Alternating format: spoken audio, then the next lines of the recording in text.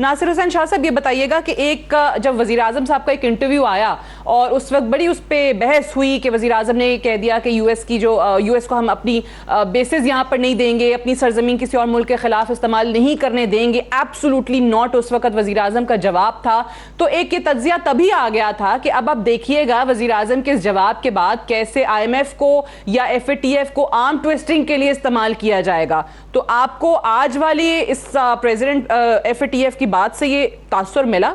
देखें, एक तो प्राइम मिनिस्टर साहब ने जो ये बोल्ड स्टेप कह लें या जिस तरह का वहाँ पे उन्होंने रवैया रखा, उसको हम अप्रिशिएट करते हैं और उसकी मुकम्मल सपोर्ट करते हैं कि ऐसा होना चाहिए। अपने मुल्क की सरजमीन किसी के इस्तेमाल में ना दें ताकि फिर हमें ही भुगतना पड़ता है। परवेज़ मुशर्रफ साहब ने जब ये इजाज़त दी थी तो उसी वजह से फिर हमारे इलाकों में भी अटैक होते थे और दीगर बहुत, आज तक हम उन सारी चीज़ों को भुगत रहे हैं और दोनों तरफ से होना शुरू हो गया। एक तो वो तंजीमें, वो दहशतगर्द, वो दीगर लोग, वो भी हमें यहाँ पे निशाना बनाते रहे। फिर जो वहाँ पे लोग जाके वापस यहाँ पे आते थे, इस तरह की जो टेरिटरी में थी, तो यही जिनको हमने इस्तेमाल करने के लिए दिए अपने, वो भी हम पर ही अटैक किया करते थे। तो ये तो पॉलिटिकली पॉइंट स्कोरिंग कोई नहीं है कि हम पॉलिटिकली तौर पर कहें कि जी खान साहब ने ये गलत कह दिया, उन्होंने बहुत अच्छा किया। लेकिन देखें, जब इतने ज़्यादा हमने चीज़ें मान ली हैं IMF की और उन पर अमल हो गया, हमारी तरफ से किसी किस्म की कोई चीज़, फेडरल गवर्नमेंट हो या प्रोविंशियल गवर्नमेंट्स हो, हमने जब मुल्क की बेहतरी की बात आई तो आपने देखा सब ने उनके कवानीन को फेडरल उसमें नेशनल असम्बली में भी पास हुए, फिर प्रोविंशियल असम्बली में भी। ज़ाहिर है सिंध की असम्बली तो PTI की नहीं है ना, लेकिन मुल्क की मफाद के लिए हमारे चेयरमैन बिलावल साहब ने कहा कि हम इसमें कोई ऐसी चीज़ नहीं करेंगे जिससे किसी चीज़ में रुकावट आए। तो वो यहाँ भी हमने वो पास किए तमाम जितने भी शिकें थी या जो बिल था। अब ये एक चीज़ को, और जिसमें राना साहब ने जिस तरह कहा कि जुडिशरी को क्या हम कह सकते हैं कि आप इस तरह के सज़ाएं दे दें, ये फैसले दे दें, वो एक प्रोसेस है। वो आकर चेक कर ले कोई कि भाई गवर्नमेंट साइड पे जो प्रोसिक्यूशन है उसमें कोई मसले हैं तो वो बता दें। लेकिन ये देखें, ये एक तो एंटी पाकिस्तान एलिमेंट्स वहाँ पे ज़्यादा हावी हैं और फिर हमारी फॉरेन ऑफिस की भी इसमें नेग्लिजेंस कह लें, वो किसी भी मामले को सही तरीके से नहीं सुलझाया उन्होंने सही तरीके से उस पर अमल नहीं करा सके। इस वजह से भी हमें ये इशू सामने आते हैं।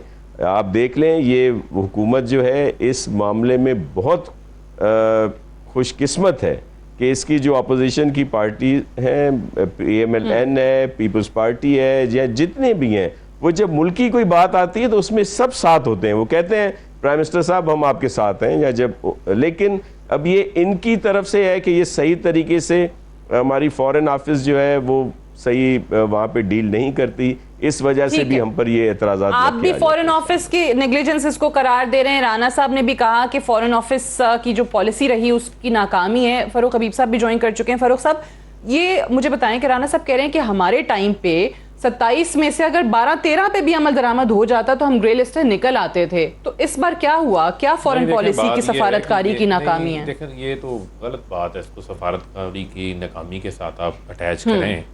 मामला ये है, जब हमें हुकूमत संभाली हमें तो ग्रे लिस्ट के अंदर मुल्क मिला था, और अगर फॉरेन ऑफिस की नाकामी आज इनको नज़र आ रही है तो फिर तो मियां नवाज शरीफ की भी नाकामी है, पीपल्स पार्टी की भी नाकामी है।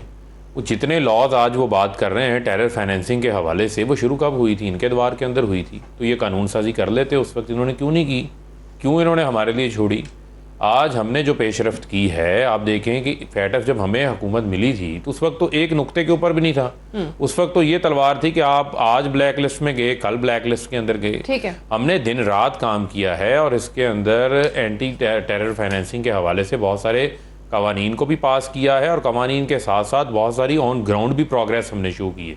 यही वजह है कि आज जो है वो FATF के जो सरबराह हैं उन्होंने पाकिस्तान की उस प्रोग्रेस की तारीफ भी की। बिल्कुल की। आज पाकिस्तान के ऊपर ब्लैक लिस्ट के अंदर जाने वाला मामला नहीं है। ठीक है। आज हमने जो अमेरिका को बेसिस देने के इनकार के बाद ये सब कुछ हुआ है, and are you ready for more arm twisting? देखें, बात ये है कि हमें उन चीज़ों की तरफ नहीं जाना क्योंकि ये ऐसा एक मामला है फैटफ का जिसके ऊपर जब हम गुफ्तगू कर रहे होते हैं तो हमारी यही गुफ्तगू जो है वो उन फोरम्स के सामने रखी जाती है।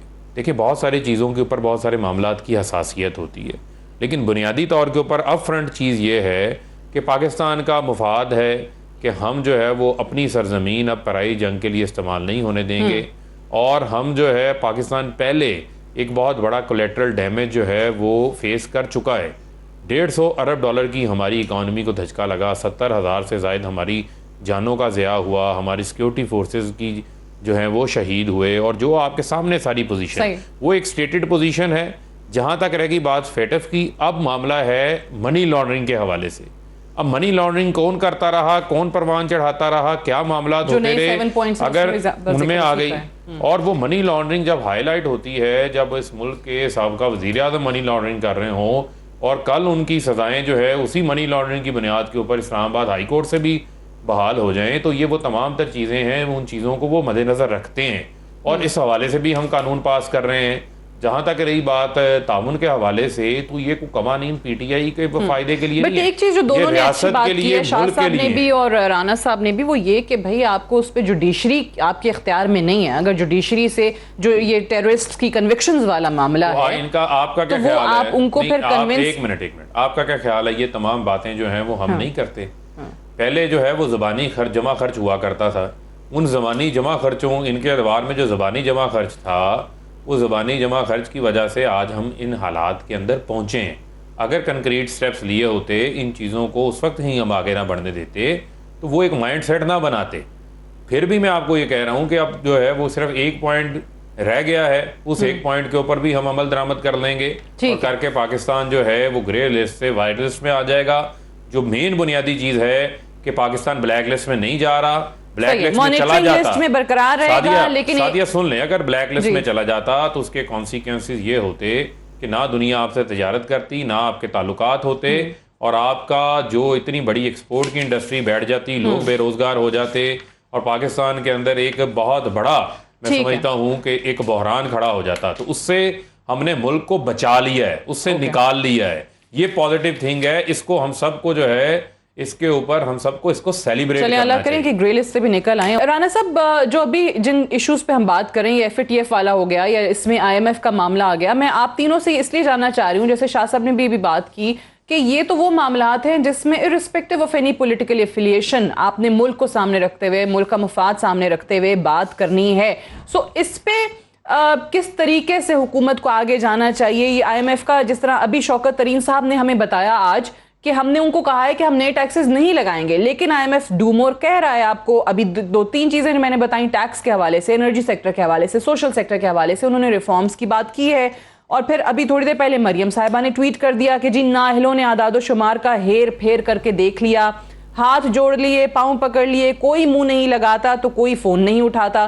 तीसरे साल भी पाकिस्तान पूरी तरह ग्रे लिस्ट में जकड़ा हुआ है, सिलेक्टेड की ना घर में इज्जत है ना बाहर। तो मेरा सवाल यह है कि ये वो इश्यूज हैं, अगर इन पे सियासत ना हो और कोई वाकई ऐसा स्टेप, ऐसे इकदामात हुकूमत की तरफ से उठाए जा सकें जिसमें ना आपका कोई नुकसान है ना इनका नुकसान है, ये तो मुल्क के फायदे की बात हम कर रहे हैं। आपने बिल्कुल दुरुस्त बात की और मैं समझता हूँ ऐसे ही होना चाहिए। लेकिन आपने इस प्रोग्राम के शुरू में देखा, जो शायद फ़र्क हबीब साहब उस वक्त नहीं आए थे, जो नासिर शाह साहब ने बात की, बात सुनी, मेरी सुनी, तो हमने तो ये कहा कि इन्होंने 26 जो पॉइंट्स थे उसको कहा पूरे किए आउट ऑफ 27, और बड़ी सताइश वाली बात है। और उन्होंने भी सताइश दी, जो इन्होंने बात करते हैं प्रेसिडेंट FATF वाले ने, प्रेसिडेंट ने बात की प्रेस कॉन्फ्रेंस में, उसने कहा। लेकिन मसला ये नहीं है, ये हर बात को सैंगल से लेते हैं। हमारे दौर में ये ग्रे लिस्ट में खुद कहते हैं हमें मिला, हमारे दौर में ये थोड़ी देर के लिए white big list grey list में ये गया था।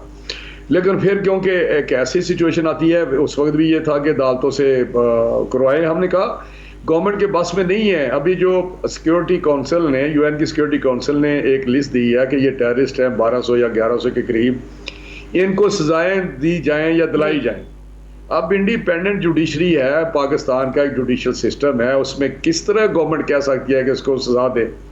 और उसका मैंने सबूत भी दिया, शायद इसलिए मैं बात कर रहा हूँ, फारूक साहब सुन लें।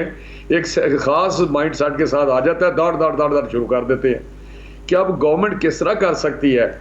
और वो जो हाफिज सईद साहब हैं, हमने उनको पकड़ के अंदर दिया और उनको उन्होंने बरी भी किया और बेलें भी उनकी ली, आपको पता हाई कोर्ट लाहौर में। तो ये हम वहाँ एक्सप्लेन करते रहे, जो हमारी चीजें सुनते थे और कुछ ना कुछ हम ले लेते थे।